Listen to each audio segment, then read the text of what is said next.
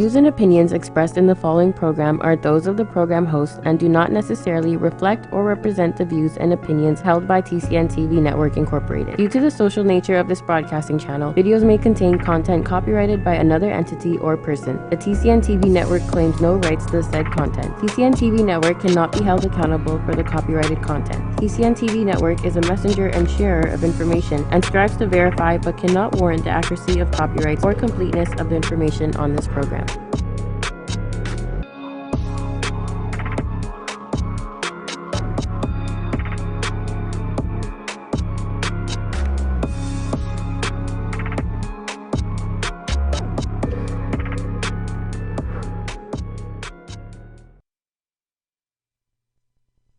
Good evening and welcome to On Point, your political and current affairs talk show program.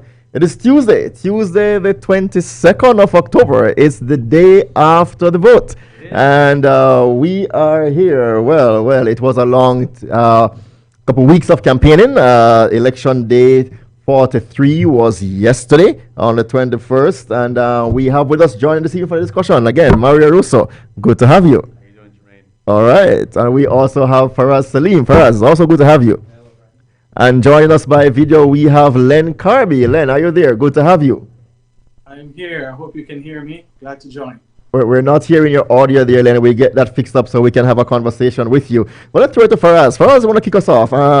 Your initial reactions seeing the results of the election yesterday. Oh wow, it was a roller coaster ride. I was at one of the polling stations last night. Uh-huh. And, as the ballot boxes were being opened, I was almost thinking that just a year ago we had the municipal election. Yes. Everything was electronic, and as soon as we passed it through, and here we are in a system we're actually voting for the country's government, and we have to hand count the ballots. So I think Okay. even before we talk about the seats and the government, the minority government that took place, we should maybe focus a little bit on this whole hand counting process.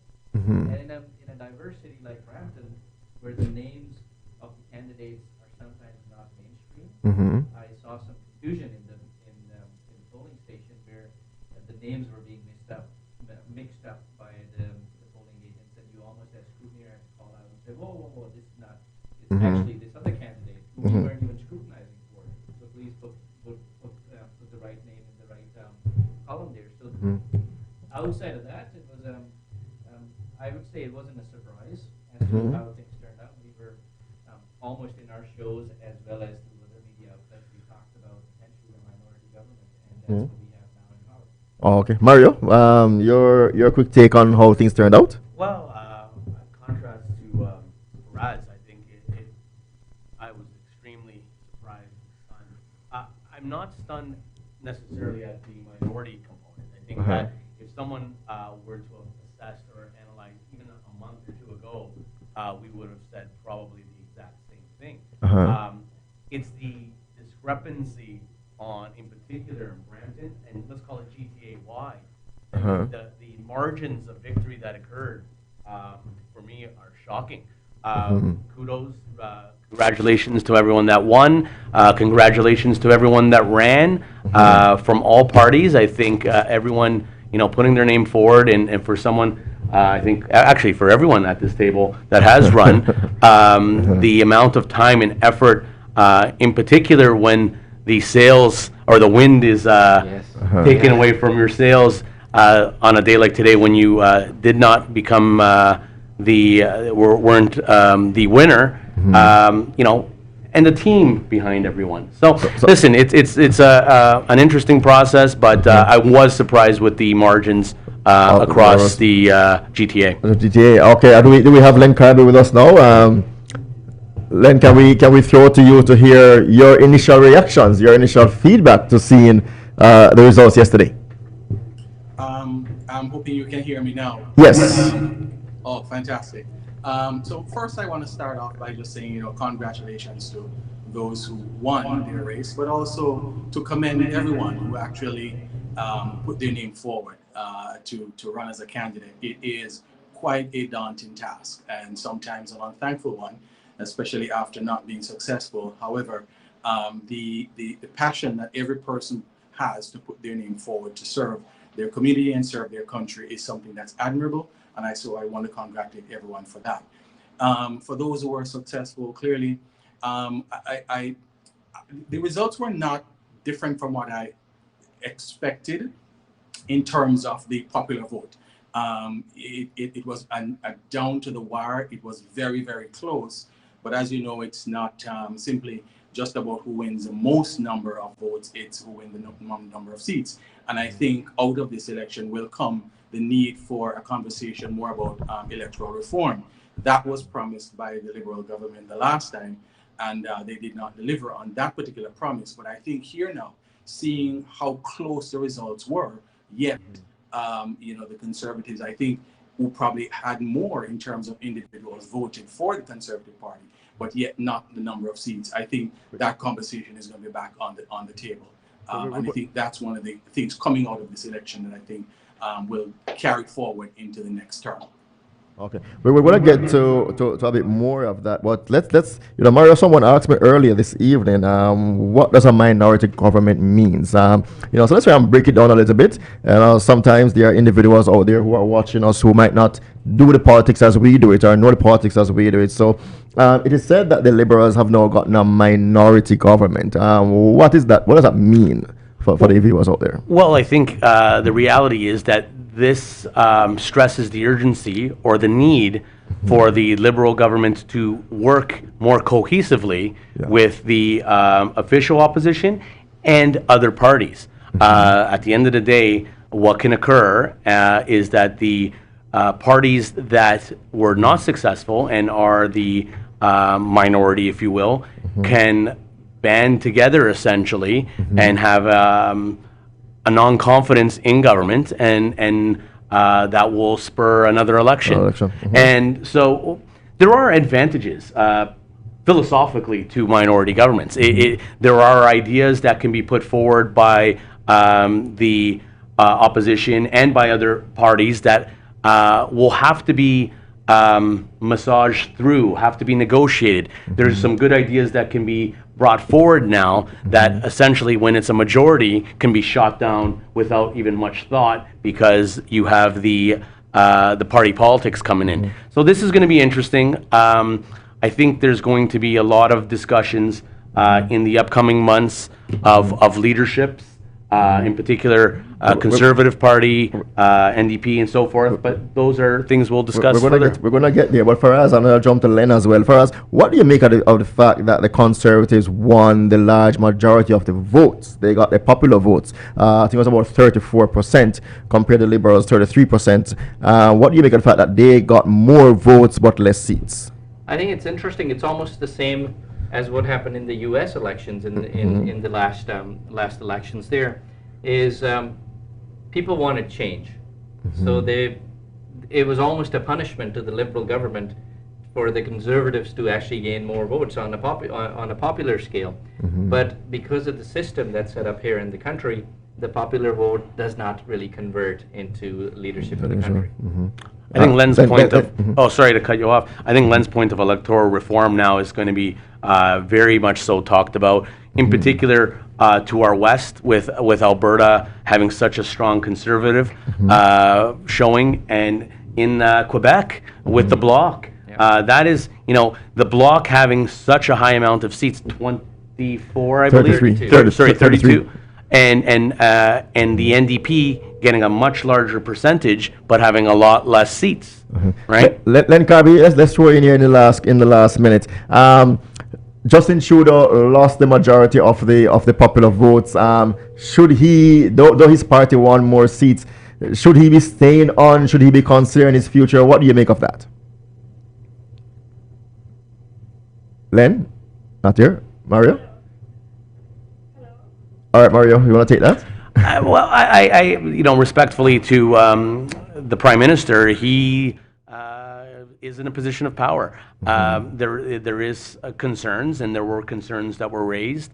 From the Liberal perspective, I think he is their leader, and that's who they'll be sticking with from my perspective. I think the leadership issue will be much more talked about across other parties. All right, so let's take a quick break, and when we come back, we have a few of the winning candidates who will be joining us. This is On Point. Stay tuned with us. We take a quick commercial break, and we come back and we talk with some of the candidates who were successful last night. Stay with us. Are you retiring smart? Make your home's equity work for you. With your home's equity and our 30 years of experience, the Retire Smart Properties team can help you achieve the quality of life you've always wanted.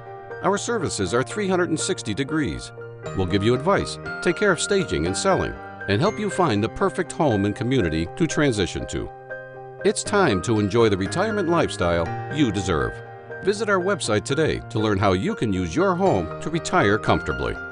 The Retire Smart Properties team, powered by RE/MAX West. My name is Trish Curling, and I am an online coach, personal trainer, and yoga teacher, and your new host of Shaping Life, which is all about understanding that we have the ability and the control to take charge of our health and wellness.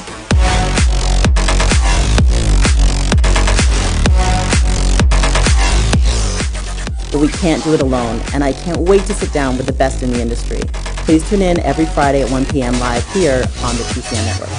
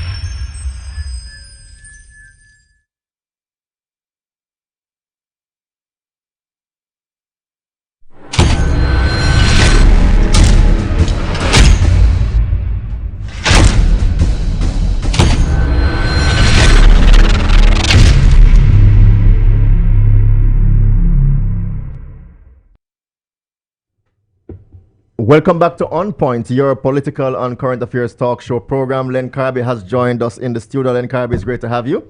Thank you, sir. All Pleasure right. to be here. All right, so we are going to shoot it now to a few of the candidates who have won, particularly here in Brampton. I understand that we have the re-elected Member of Parliament for Brampton South, Miss Sonia Sidhu, who is online with us. Sonia, are you there?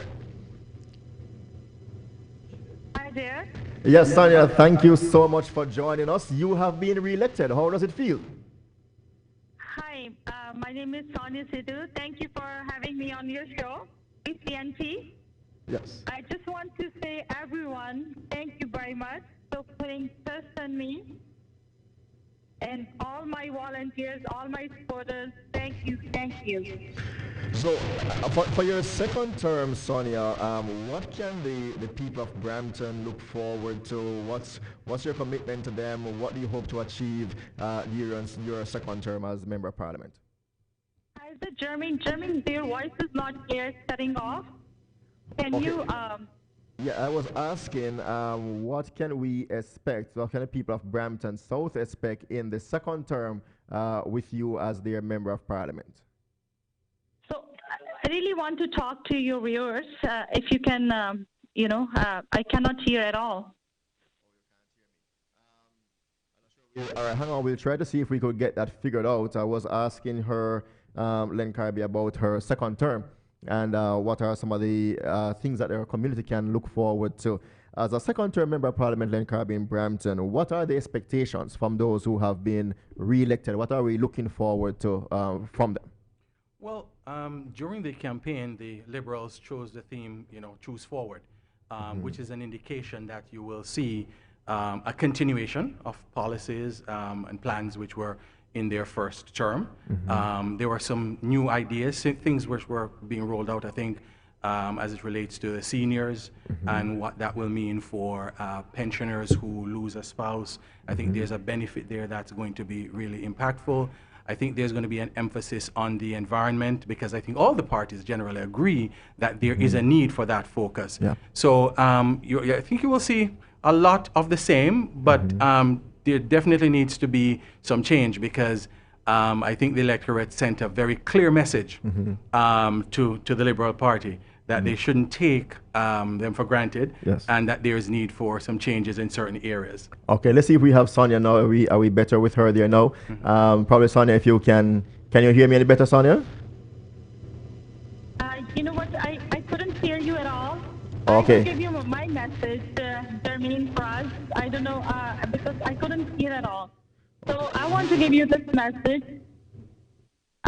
Thank you, all the voters of Brampton South, for putting your trust in me, all my volunteers. What I want to commit with Brampton will keep investing in Canadians, as we did in last 4 years, by strengthening the middle class.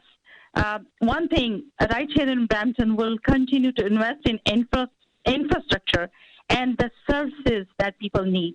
I really want to come to on your PCNT TV because I couldn't hear when you were speaking, but I would love to come and we'll talk more. But if you can phone me and then I can hear you clear, I would love to talk to Bramptonians today. Thank you so much, Sonia. We look forward to having you on the program very soon, right here live in stage, where we can have a further conversation. Faraz Saleem, son, you are the president as well of the Brampton Cricket League. Sonia Sidhu was a supporter of cricket in Brampton. Your expectations from a re-elected Brampton South, Sonia Sidhu? I think it's so Sonia had actually made commitments for infrastructure development in the city of Brampton. Yes. And she'd actually reached out to the officials at the city to try to become the conduit between federal funding that's available versus what the city has in the plan, and to ask them to propose a project. So even though we'd met her sort of halfway during her first term, now we have her for 4 years. So we're definitely looking, or two. So we're definitely looking for more development in the city of Brampton, courtesy of the Liberal government. Okay. And this also allows us to continuously have meaningful conversations with the city officials to open more channels and include more planning, for which the federal government will open the tap for funding. All right, so we're going to also go to another member of parliament who has been re-elected. In Brampton South, we have Ruby Sahota, who successfully defended her seat from a strong challenge from one Mr. Arpan Khanna and one Miss Melissa Edwards. So we'll bring Ruby on and we have a quick talk with her. Ms. Sahota, thank you so very much for joining us. Do we have you? Are you there?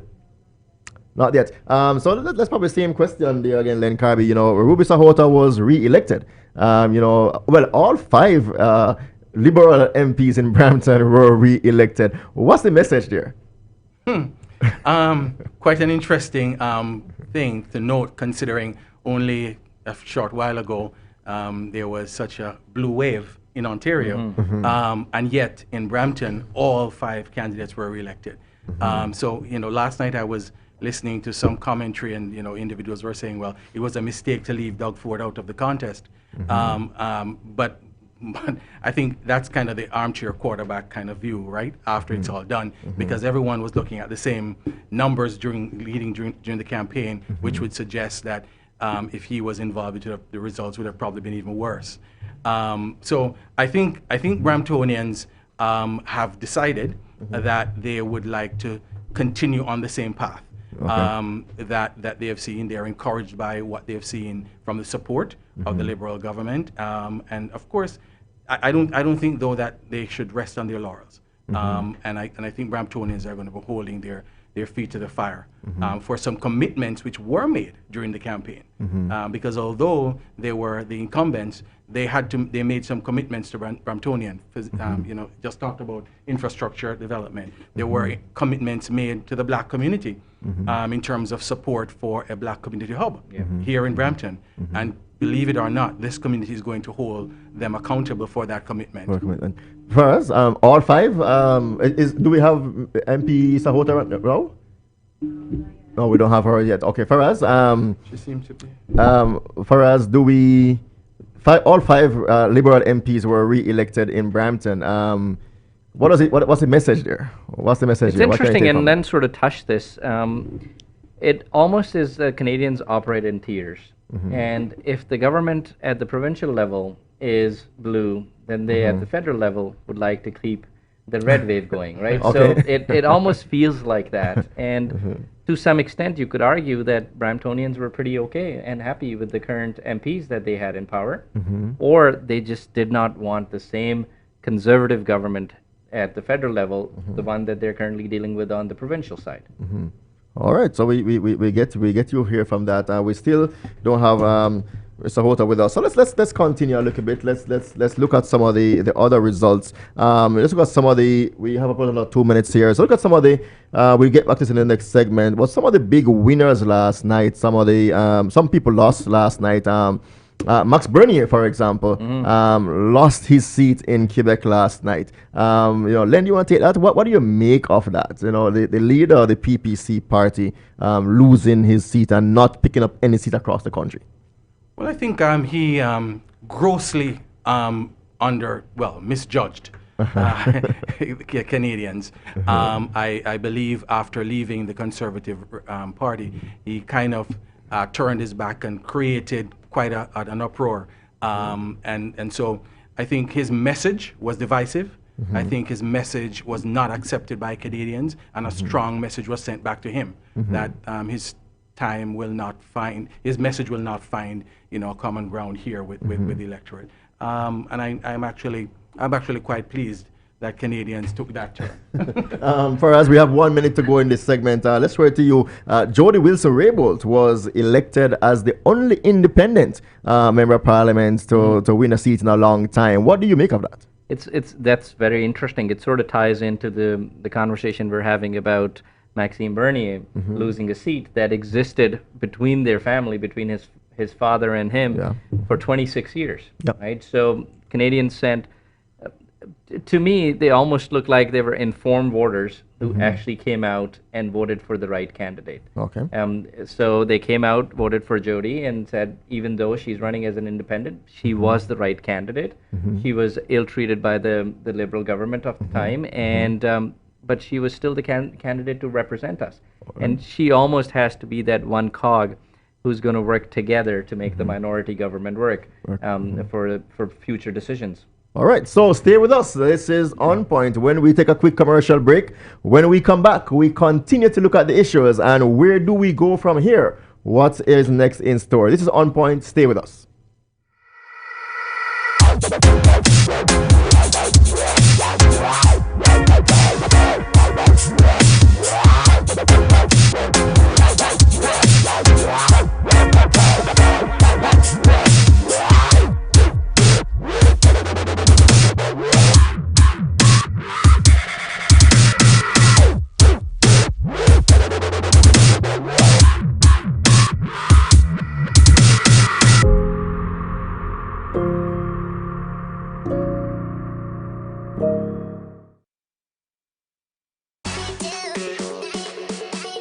My name is Trish Curling, and I am an online coach, personal trainer, and yoga teacher, and your new host of Shaping Life, which is all about understanding that we have the ability and the control to take charge of our health and wellness.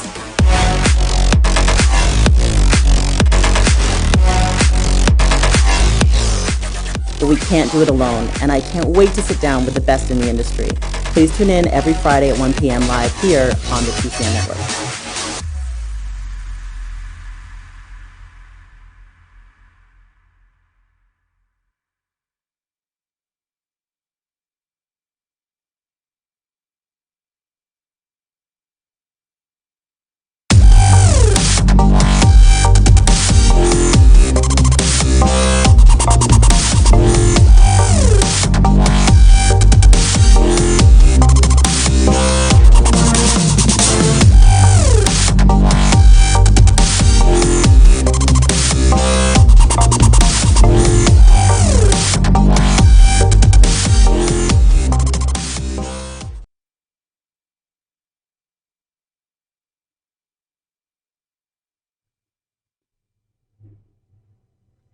Welcome back to On Point, your political and current affairs talk show program right here in the beautiful city of Brampton. Now, we are looking at the day after the big vote, the day after our 43rd general election. I'm told that we have some candidates who have won in the last election with us, and we'll have a quick talk with them. Mario, but let's get your view on all 5 seats in Brampton returning to the Liberal Party. What do you make of that? Well, obviously, the citizens of Brampton spoke. The realities of why that, we will analyze this to death in the upcoming weeks. From my perspective, quickly, I do believe it was a conservative questioning of leadership, perhaps, and that Ford undertone, perhaps, as well. And then also, I guess, a lot of Bramptonians took to what the liberal messaging was. I think Len spoke to it very well, that now we need to hold those elected officials to their word. And I think across the board, liberal, conservative, NDP, we all recognize that Brampton has not had its fair share, and now it's about time that we ask and speak up for it. Okay, Ms. Sahota, are you still there with us? Yes, I'm here. Oh yes, Ruby Sahota, you are there with us. Well, first of all, congratulations on being re-elected as the Member of Parliament in Brampton North. First of all, your initial reaction, was it something you expected? Your initial reaction, first of all, to being re-elected, and as well to your government's given a minority mandate but still in government. Well, our internal data was showing us really good numbers, and so was external polling as well. So everyone was telling me that the signs were good, but as a candidate, you always want to see the results, the actual real numbers until the end of the day. At least I do. And so it's hard to believe. I thought, I definitely thought we had a very good chance in my riding and in all of Brampton, but I didn't know that we would be winning by even larger numbers than before. So that was something that actually came as a surprise last night when we saw the final tally. So, Ruby, your government was your majority was taken away. You are now being given a minority government, which basically means that you need to be working with other parties. What message, do you think your leader, the Prime Minister, should take from that as to how you guys conduct yourself going forward? Yeah, and in terms of the numbers I was talking about, just our specific riding numbers in terms of the votes that came out. But of course, we did have some disappointments as to being able to get the seats we needed for a majority. And as the Prime Minister stated last night as well, and as I've been stating on my social media, that I'm looking forward to working with all levels of government, working with my own caucus members and the opposition to figure out how we can move forward and deliver for Canadians. And first and foremost, this is the next day after the election, my mindset is more in thanking all of the good people of Brampton North that came out yesterday, had their voice heard. We had record-breaking numbers for advance voting, and I haven't seen what the final numbers are exactly for election day, but we know a lot of people came out. Our scrutineers were all telling us that they were amazed at the number of people coming in and out of the polling stations. So I want to say thank you. Thank you to the supporters. Thank you to the voters. Thank you to the team of volunteers.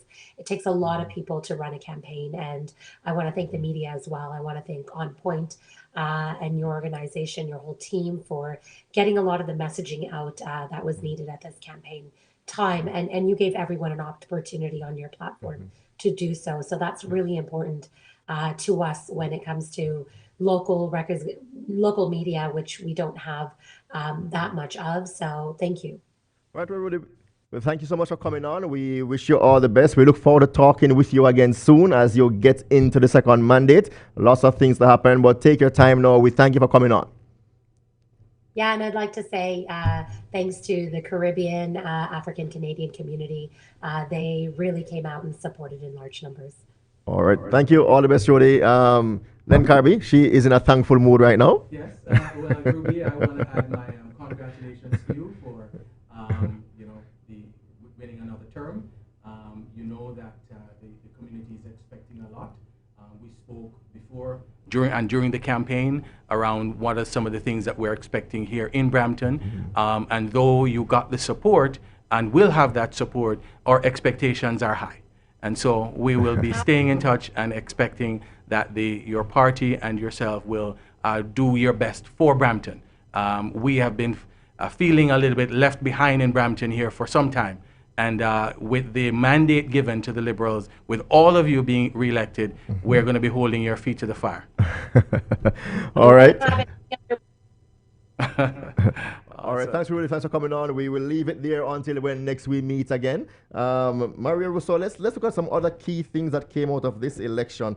We're going to talk a bit brief about leadership. It is being said in some quarters, not sure if it's a conspiracy or not, that a big part of the Conservative loss is that there were many Conservatives who stayed away from the polls, who stayed away from being actively and being engaged because they were hoping to trigger a leadership review. So let's talk a bit about leadership, and let's talk about, first of all, let's start with the Prime Minister. He lost his majority. Does he get to stay on as leader of the Liberal Party and to govern this country? Well, I believe he does, and I think the people have spoken, in particular to the way our electoral system works today. Again, we go back to what was spoken earlier about by Len and myself, is that electoral reform was something that was promised before, somewhat but went both away. parties, though, the Liberals have moved away from electoral reform, Len, and the Conservative have no appetite for it. The Green Party and the NDP are screaming for it. But is that something that will come back on the table? Because both the main parties have no appetite for it. I actually believe it will, especially because of the numbers in this particular election. Because the Conservative numbers were really very strong, but yet they did not form the government.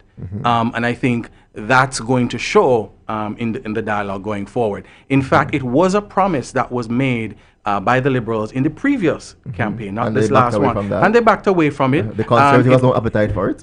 Well, you know what? Not before this election, Jermaine, but you exactly. may see. I do believe that may change, specifically with the numbers in Alberta, and specifically with the numbers in Quebec.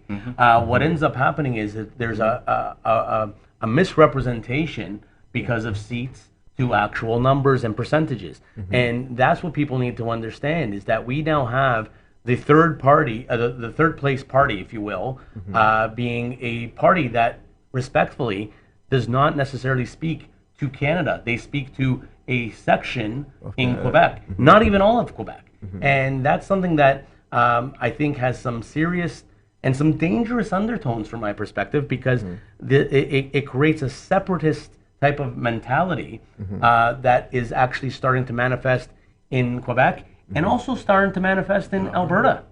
And I think we need to start looking at that and taking it very serious. Len Carby, Wexit was trending last night on social media. The western parish provinces separating from the rest of Canada. So to Mario's point, your take on that. I mean, are we in dangerous times? We're talking about the leadership, but since we get here, how does Justin Trudeau's leadership bring the country back together? Well, that's going to be the challenge of this next term. The truth is, we are now living in a very divided Canada.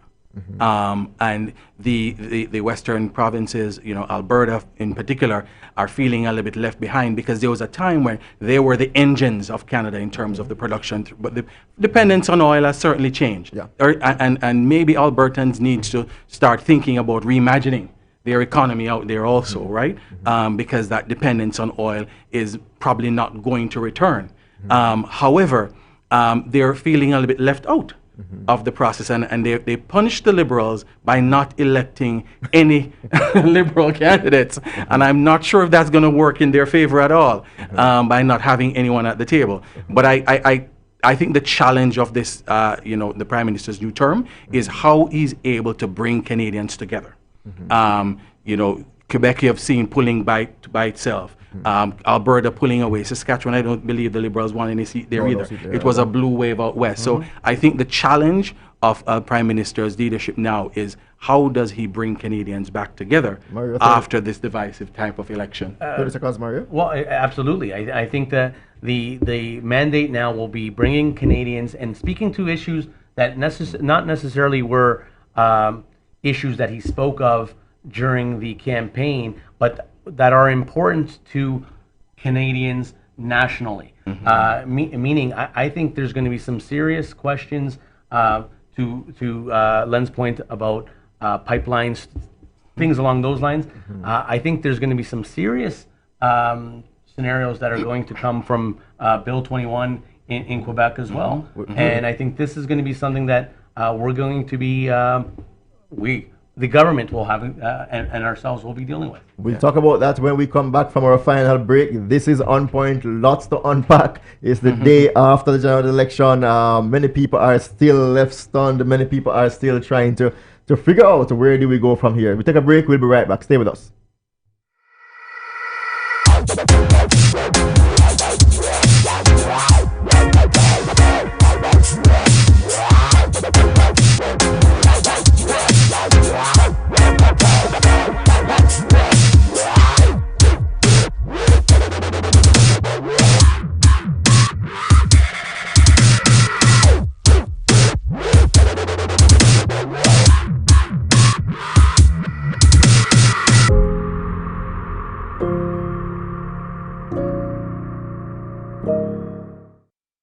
World-famous spiritual astrologer and psychic Pandit Sai is born to serve people. He's an expert on palmistry and horoscope. He can handle all problems and give Vedic solutions for business, job, love, marriage, husband and wife problems, children, personal, and many others, including depression.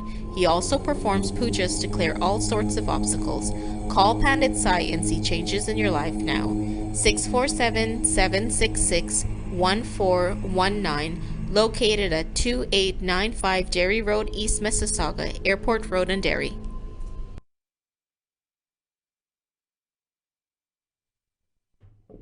Welcome back to On Point. You're here talking about the day after the general election. And before we went to the break, Faraz, I want to bring you in here because we want to talk about some leaderships. Lots of conversation about leaderships. We kind of started early and then we get diverted from it. But Andrew Scheer, he said he plans to stay on and win in the next general election.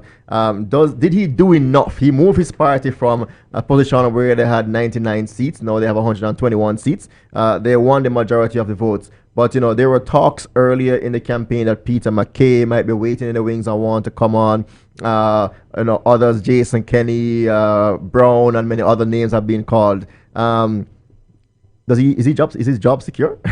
Well, you never know with these results, right? So even though, as a party, the Conservative Party did better, as a leader, Andrew Scheer maybe didn't resonate with all the voters, right? And that's a challenge. You almost need a very charismatic leader who's going to be out and about, who connects with people, who allows, we live in a country where only 30% of the voters actually come out to vote. And when you put in almost... well, we had about 64% turnout. I know, but when you almost put in... So the 64 turnout, according to me, was attributed to people punishing the Liberals versus coming to vote for Andrew Scheer. And you'd started to see that heat trickling down to the votes. The Conservative candidates had lost by, especially in Brampton here. Even though we had really good candidates running here in Brampton who were actually in it for the community, who wanted to do something different versus what was actually taking place. But at the party level, at the federal level, people did not resonate with Andrew Scheer, and there could be a question around his leadership in the coming months. Len, is he secure in his leadership, in his job? It's going to be a tough one for them. If I might use a little analogy, DeMar DeRozan got us to the finals, but never could have taken the Raptors over the top. And I think the view in the Conservative Party is that Scheer has topped out. That's about as far as he's going to. After 2 years, remember he's only been there for 2 years, eh? Yes, but you remember he was going up against a leader who, by all intents and purposes, was considered a wounded leader. He had various issues, the S.E. Lavalin issue. He had various, blackface, brownface issue. He had the situation with the ladies leaving the party. There was so much going on. They were ripe for the picking. And Mr. Scheer did not connect enough with his conservative base and followers to be able to take out the leadership. So I think that it's hard He makes a good. He will make a good point that he got the party much further than it was last time. A But I divided think- party. I remember Max Yes. Brunier, who came in second to him in the leadership, left and formed his own party. Yes. So does he get extra credit for that? Well, the truth is, Maxine Bernier didn't get any votes. So clearly, he didn't move any of the conservative base with him. Okay, right? let's talk a few more. We're out of time here. Let's Yes. talk about Jagmeet Singh. Yes. Jagmeet Singh lost seats. He lost votes from 44 votes down to 25 now, or 24 somewhere 24, there. 24, yeah. Can he stay on? He says that he plans to be there, but can he stay on? The key is going to be how Jagmeet plays his card as as one of the opposition parties. Yeah. If I've been listening to Mr. Shear's feedback, his speech last night, and in the media today, and it seems like we're in for a very rough period in our parliament. So it may seem that the Liberal may find support from Jagmeet, who was already kind of stretching out a hand for forming a coalition before. So if Jagmeet plays his cards right, he might be a difference maker in Ottawa. If he doesn't, then somebody else will be looking to take over that spot For very us, do soon. you agree? Can he survive in his party? Can the party afford to keep him? They weren't raising money. He did well in debates, but can he take them further? Yeah, it's a bit of a challenge for the NDP because they haven't really resonated with the leadership, right? So if you look at some of the seats out east, there's literally no NDP seats out there, right? So how we have on the west, it's all pretty much blue. There's really no orange on the east, and the party's struggling financially. They've mortgaged their building to try to pay for this campaign. So it's always a turmoil for a leader who's actually lost seats, who is struggling financially at the party level. They've not been able to win across Canada. So if they had diverse seats in pretty much every riding across the country, they would make a case for it. But the good thing that works for Jagmeet is he's young, he's energetic, he speaks well, connects with the younger base. There's definitely some positives around it. And last night in his speech, he almost made it look like he's continuing on and there's no threat to his leadership. Len Carby, Elizabeth May from the Green Party. Climate change was a big issue in this election. It was on everybody's lips about who will do it better. But yet still, she was able to increase her caucus. Yes, she now have 3 seats. But the only party with 2/3 are women. Can she stay on? Does the Green Party need new leadership to inspire the next generation? I think she will have a challenge. She will have a challenge because it seems like the one issue that the party has now been taken away from them, because everyone is playing the environmental card right now, whether it's liberal or conservative. So the single issue has been taken away, and she, despite it being a primary issue in this election, wasn't able to increase the number of seats. So it's going to be difficult for her to make a case for staying on. And I think it's a younger and younger demographic that's being appealed to by the messaging of the Green Party anyway. So her ability to connect with that younger generation is going to be challenged. And so it will be left to see who the next person is, though, that will step into that leadership gap. Justin Trudeau, that's obviously the leaders. Justin Trudeau did a thing in the last election where last time he formed a cabinet, gender parity, equal balance, male, female. Does he continue with some of those symbolism in this new term for us, or are Canadians looking for more pocketbook issues, more money in their pockets, and delivering on issues like pharmacare or affordable housing, or are Canadians looking for different issues rather than some of these symbolic issues like a gender parity cabinet? Yeah, I think it'll be hard for him to do that, maybe perhaps, because he's not running a majority government. Some of the decisions will require collaboration and input from the other parties. And again, going back to Jagmeet last night, he'd made statements in his speech that he was going to hold the Liberal government accountable to pharmacare, healthcare, making it universal across the country. And so it will be very tumultuous times for the Trudeau government, and to make decisions as to who takes a minister portfolio and so forth would definitely require a lot of back office handshaking. Yeah, then it's a bit challenging because we're talking about various issues as we go along, but these are big issues during the campaign. You know, we're saying that, you know, everything west of Manitoba has left Mr. Trudeau. No seats in Saskatchewan, no seats in Alberta, but he did buy a pipeline. And that in Alberta, and the Jagmeet Singh have made it clear that you should not be buying pipelines in these times. So he has no support there, and Elizabeth May from the Green Party has no interest in the pipeline. So I mean, we're saying yes that the Liberals would work with the NDP or with the Greens, but do we also see the Liberals needing to be working with the Conservatives, for example, to push issues like pipelines to Alberta? Very studious point, Jermaine, because if the intent of purchasing that pipeline was a white flag to Albertans, they clearly didn't receive it. And going forward, he will have no support from NDP or from the Greens with that pipeline building it.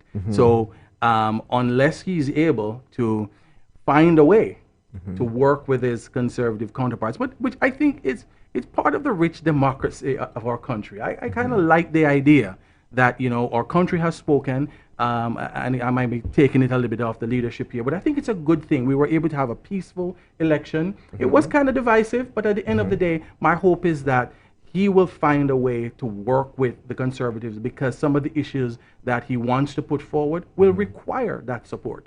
And if he just simply decides, I'm going to only work with NDP and push through what is possible with that coalition, I think that would be a big mistake. And that was where the 4 or 2 year question will come up. So you're looking at, they need not just one coalition, but they have to be several different coalitions, issue by issue. Thank you. To say, but you know, at some point you're going to need to have the confidence of the House. So you know, how would you manage to kind of get that? You know, if you're looking at, okay, on pipelines I can work with the Conservatives, on affordable housing I can work with the NDP. Does he at some point you need to have that full confidence? Faraz, what does he do? I think now is the time for the Liberal government to actually shine, right? So in the last term, when they had a full majority, they were able to make decisions without an influence from any of the parties, be it buying the pipeline, be it giving money to ISIS supporters. Like, there's tons of stuff that they've done, and we've talked about this. But in the interest of time, now is actually the true chance for them to show as strong leaders to see if they can last 2 years, or if it actually going to last 4 years. All right, so we're about to wrap up now. We're almost out of time. We are out of time. But Len, I mean, you know, just for our viewers, not everybody's into the politics. You know, just to clarify at this point, you know, we have been made as we're going through the program. Some people saying might be 4 years, might be 2 years. Where are we talking in that way? Can I break that down for our viewers just in case? Yes. When you have a minority government, there are opportunities, whether it's a throne speech or it's a budget, where there's an opportunity to demonstrate confidence. And without successfully bringing forward budgets that will allow that coalition to stand, those will be opportunities for the opposition to actually create a reason for another election sooner than before. Okay. All right. That's just about it. So this has been On Point. We are hoping that, you know, we'd have made some of the issues a little bit clearer for you. The 43rd general election is now over. You know, we will still be with you every Tuesday. There are many other issues that we would need to discuss and to talk about. So as usual, thank you for spending your Tuesday evening with us. Thank you to Mario Russo, who was with us earlier, Faraz Saleem, Len Carby. This has been On Point. See you again next Tuesday, 4 p.m. Thank you.